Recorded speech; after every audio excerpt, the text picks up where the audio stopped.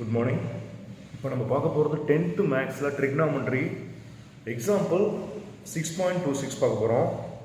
A player sitting on the top of the tower of height 20 meter. இதுதான் அந்த tower. இந்த டவரில் என்ன பண்ணுறான், ஒரு பிளேயர் இருக்கான். பிளேயர்னா ஏதோ ஒரு கேம் விளாட்றவன் இருக்கான், சரிங்களா? டவர் ஆஃப் ஹைட்டு, இதோட ஹைட்டோட கொடுத்துருக்கான் 20 meter. Observes the angle of depression. அவன் என்ன பண்ணுறான், அப்சர்வ் பண்ணுறான். ஆங்கிள் ஆஃப் டிப்ரெஷன் அப்படின்னா கீழே ஜஸ்ட்டு பார்க்குறான். ஆங்கிள் ஆஃப் டிப்ரெஷன் ஆஃப் ஏ பால். இங்கே ஒரு பால் இருக்கு இல்லையா, இந்த இடத்துல பாருங்கள் ஒரு பால் கொடுத்துருக்கானா. இந்த பால் கிரவுண்டில் வந்து பார்த்தீங்கன்னா இருக்குது. இதை வந்து அவன் பார்க்கும்போது ஆங்கிள் ஆஃப் டிப்ரெஷன் எவ்வளோ கிடைக்குது அப்படின்னா 60 டிகிரி கிடைக்குதுங்கிறான், ரைட்டுங்களா? இதுதான் ஆங்கிள் ஆஃப் டிப்ரெஷன். இந்த ஸ்ட்ரெயிட் லைன்லேருந்து இந்த ஆங்கிள் வந்து ஆங்கிள் ஆஃப் டிப்ரெஷன் சொல்கிறாங்க. Find the distance between the foot of the tower and the ball. இப்போ என்ன சொல்கிறான், distance between the foot of the tower, இந்த டவருக்கும் இந்த பாலுக்கும் உள்ள டிஸ்டன்ஸ் கேட்டிருக்கான். இதுதான் எக்ஸ். இந்த கொஸ்டின் நல்லா தெளிவாக புரிஞ்சுக்க ஃபஸ்ட்டு, ஓகேங்களா? இப்போ சொல்யூஷன் போய்க்கங்க. சொல்யூஷனில் டிராயிங் போட்டுக்க ஃபஸ்ட்டு. அவன் கொடுத்துருக்கிறது என்ன கொடுத்துருக்கான், டவர்னு கொடுத்துட்டான். டவரோட ஹைட் எவ்வளோ கொடுத்துருக்கான், 20 மீட்டர். இந்த சைடு 20 மீட்டர் போட்டுக்கோ. இங்கே தான் அந்த பால் இருக்குன்னு போட்டுக்கோ.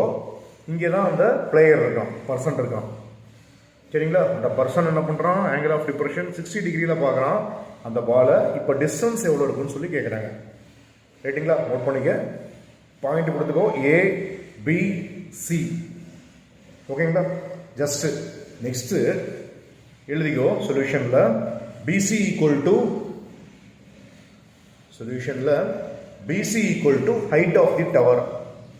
பிசிங்கிறது என்ன, இந்த இது height of the tower. Next ஏன்னா என்ன சொல்கிறான், ball lying on the ground. இந்த ஏ பாயிண்ட்டுங்கிறது ball lying on the ground. இப்போ பிசி ஈக்குவல் டு எவ்வளோ கொடுத்துருக்கான், 20 மீட்டர் கொடுத்துருக்க. டேட்டாவே எழுதுற. இப்போ ஆங்கிள் ஆஃப் எக்ஸ்சிஏ, இந்த ஆங்கிள் இருக்கு இல்லைங்களா, இந்த ஆங்கிள் எவ்வளோ கொடுத்துருக்கான், 60 டிகிரி. அப்போ இந்த ஆங்கிள் 60 டிகிரி கொடுத்துருந்தான்னா இந்த சிஏபி, சிஏபி அந்த ஆங்கிள் எவ்வளோ தான் வரும், 60 டிகிரி. ஏன் சார் வரும்னா, இது ஜஸ்ட் பார்த்துக்க, ஆல்டர்னேட் ஆங்கிள்ஸ் ஆர் ஈக்குவல். அப்போ ஆல்டர்னேட் ஆங்கிள் இதுக்கு இது ஆல்டர்னேட், அதனால அந்த ஆங்கிள் ரெண்டும் எப்படி தான் இருக்குங்கிறான், ஈக்குவலுங்கிற கான்செப்ட் படி. அப்போ என்ன பண்ணுறான் அப்படின்னா, இதுவும் 60 டிகிரினா இதுவும் 60 டிகிரின்னு சொல்லி நீங்களே என்ன பண்ணுறீங்க, மார்க் பண்ணிக்கிறீங்க. Next laddu AB. ஏபிங்கிறது இந்த டிஸ்டன்ஸ் இருக்கா, இந்த டிஸ்டன்ஸ் எவ்வளோ கொடுத்துருக்கான், எக்ஸ் மீட்டர். நமக்கு எவ்வளோனே தெரியாது இல்லைங்களா? அப்புறம் நெக்ஸ்ட்டு இன் ட்ரையாங்கிள் ஏபிசி, இது வந்து ஒரு ரைட் ஆங்கிள் ட்ரையாங்கிள்ங்களா? இப்போ இந்த ரைட் ஆங்கிள் ட்ரையாங்கிளில் ஜஸ்ட்டு நமக்கு பார்த்தீங்கன்னா ஆப்போசிட் சைடும் அட்ஜசன்ட் சைடும் வச்சு தான் நம்ம சம் போட போகிறோம், ப்ராப்ளம் சால்வ் பண்ண போகிறோம். ஆப்போசிட் சைடையும் அட்ஜசன்ட் சைடையும் வச்சு சம் போட போகிறோம். அதனால் என்ன சார் யூஸ் பண்ணுறோம் அப்படின்னா tan θ நம்ம யூஸ் பண்ணுறோம். ஏன் tan θ யூஸ் பண்ணுறோம்னா, ஆப்போசிட் சைடு நம்ம கொடுத்துருக்கோம், அட்ஜசன்ட் சைடு நம்ம கண்டுபிடிக்க போகிறோம். அதனால் என்ன பண்ண போகிறோம் அப்படின்னா tan θங்கிறத வச்சு ப்ராப்ளம் சால்வ் பண்ண போகிறோம், ஓகேங்களா? இப்போ tan θங்கிற இடத்துல இங்கே என்ன இருக்குது, 60 டிகிரி இருக்குங்களா? அப்போ tan 60 ஈக்குவல் டு ஆப்போசிட் சைடுனா இது இந்த பிசி இல்லைனா சிஏ, சிபி, பிசி இல்லைனா சிபி, பிசி பை இந்த அட்ஜசன்ட் சைடு இருக்கு இல்லைங்களா, இது என்னது, ஏபி, ஓகேங்களா? இப்போ tan 60 ஜஸ்ட் அந்த ஃபார்முலா நமக்கு ஆல்ரெடி தெரியும். tan 60 எவ்வளோ கொடுத்துருக்கான், √3, ஓகேங்களா? இது நீங்கள் மெமரி பண்ணிக்கோங்க. tan 60 θவோட வேல்யூ வந்து √3. அந்த √3னால என்ன பண்ணுறீங்க, அடுத்தது நெக்ஸ்ட் அடுத்தது tan 60க்கு பதிலாக √3 போடுறீங்க. ஈக்குவல் டு பிசியோட value 20, tower of the height of the டவர்னு கொடுத்துட்டான்.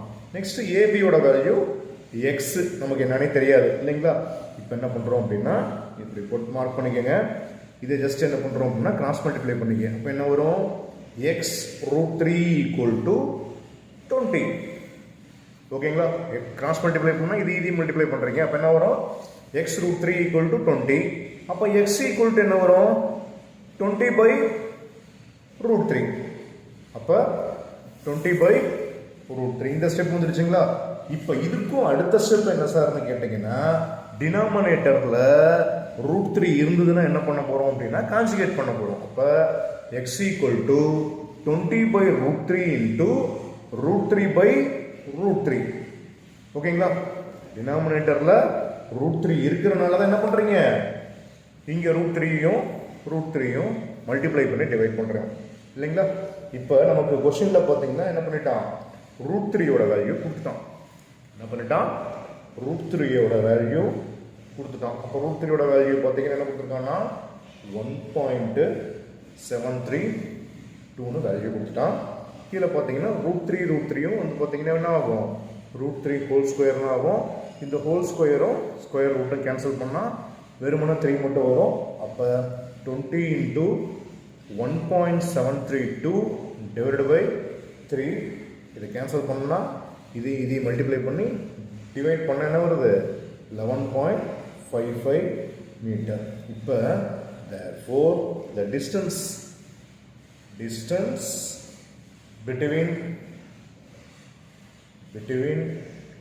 foot and ball, foot of the டவரும் பால் எவ்வளோ கிடைக்குது அப்படின்னா 11.55 மீட்டர்.